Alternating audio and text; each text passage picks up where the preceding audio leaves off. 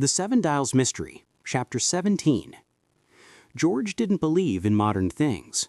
The Abbey didn't have anything new, like central heating. Consequently, when the ladies walked into the drawing room after dinner, it was far too cold for their light evening clothes. The fire burning in the steel grate pulled them in like a magnet. The three women huddled around it. "Brrr," said the Countess, a fine, exotic foreign sound. "The days are getting shorter," said Lady Coote, pulling a flowered scarf closer around her large shoulders. "Why doesn't George heat the house properly?" said Bundle. "You English never heat your houses," said the Countess. She took out her long cigarette holder and began to smoke. "That fireplace is old-fashioned," said Lady Coote. "The heat goes up the chimney instead of into the room." "Oh," said the Countess. There was a pause. The Countess was so obviously bored that talking became difficult. "It's strange," said Lady Coote, breaking the silence, "that Mrs. Makata's children have the mumps. I don't mean funny exactly." "What," said the Countess, "are mumps?" Bundle and Lady Coote both started to explain at once. Finally, they managed to explain it to her. "I suppose Hungarian children get it too?" asked Lady Coote. "What did you say?" said the Countess. "Hungarian children. Do they suffer from it?" "I don't know. How would I know?" Lady Coote looked at her in some surprise. "But I thought you worked—" "Oh, that." The Countess uncrossed her legs, took her cigarette holder out of her mouth, and began to speak quickly. "I will tell you some horrors I have seen. They are unbelievable. You would not believe them." And she kept her word. She talked easily and vividly. She described terrible scenes of starvation and suffering for her audience. She spoke of Budapest just after the war, and tracked its troubles up to the present day. She was dramatic, but to Bundle she was also a little like a record player. You started her, and she played. Just as suddenly she would stop. Lady Coote was completely fascinated, that much was clear. She sat with her mouth slightly open and her large, sad, dark eyes fixed on the Countess. Sometimes she added her own comment. "One of my cousins had 3 children burned to death. Terrible, wasn't it?" The Countess paid no attention. She continued talking.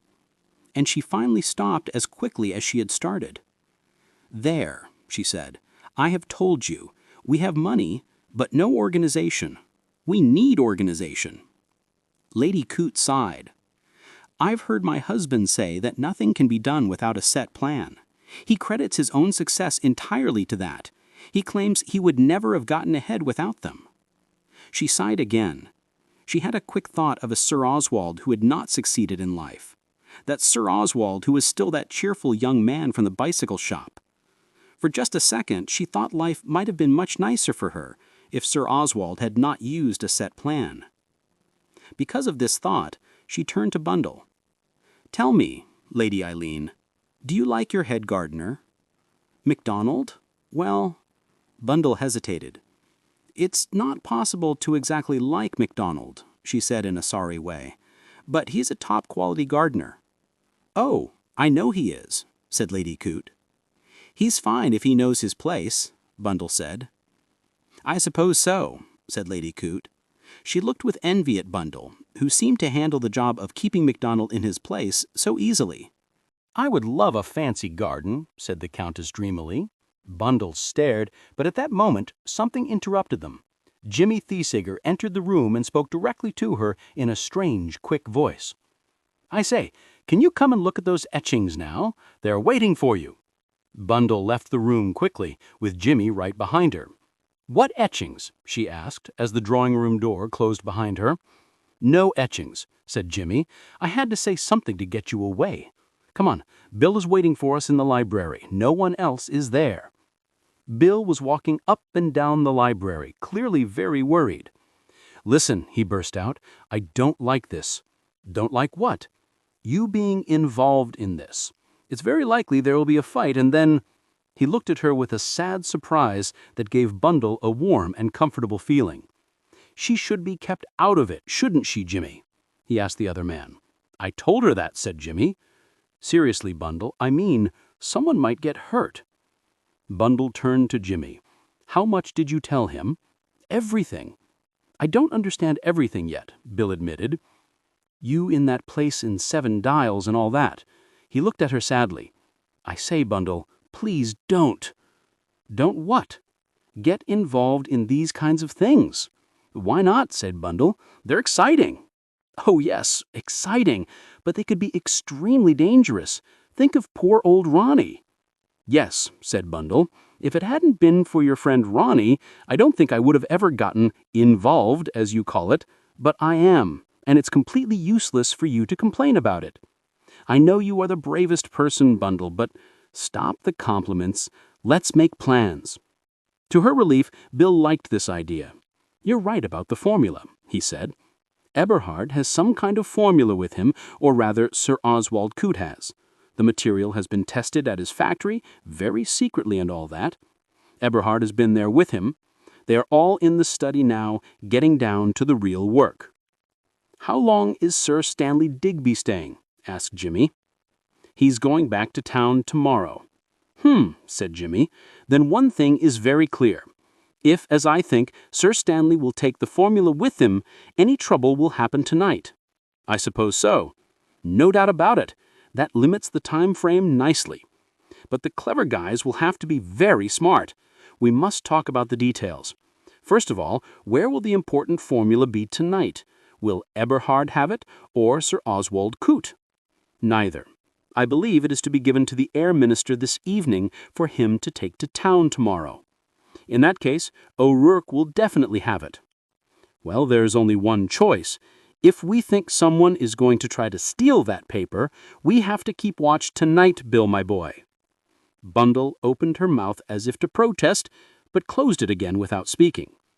By the way, Jimmy continued, did I recognize the security guard from Harrod's in the hall this evening, or was it our old friend Lestrade from Scotland Yard?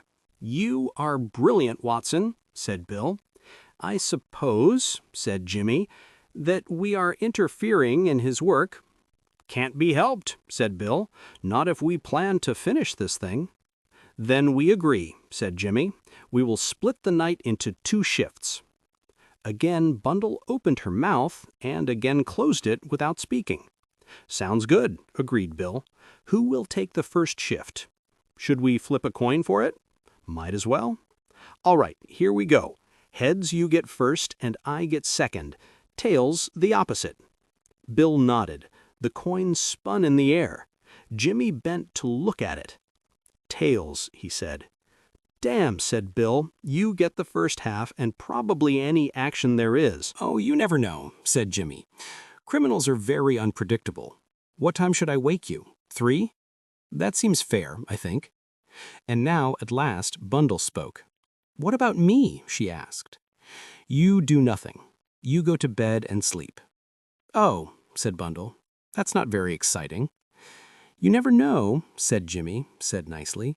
You might be murdered in your sleep while Bill and I escape safely. Well, that's always possible. You know, Jimmy, I really don't like that Countess. I suspect her. Nonsense, Bill yelled angrily. She is completely trustworthy. How do you know? Bundle replied. Because I do. Why, a man at the Hungarian embassy guaranteed her. Oh, said Bundle, surprised by how strongly he spoke. You girls are all the same, Bill complained, just because she's a very good-looking woman.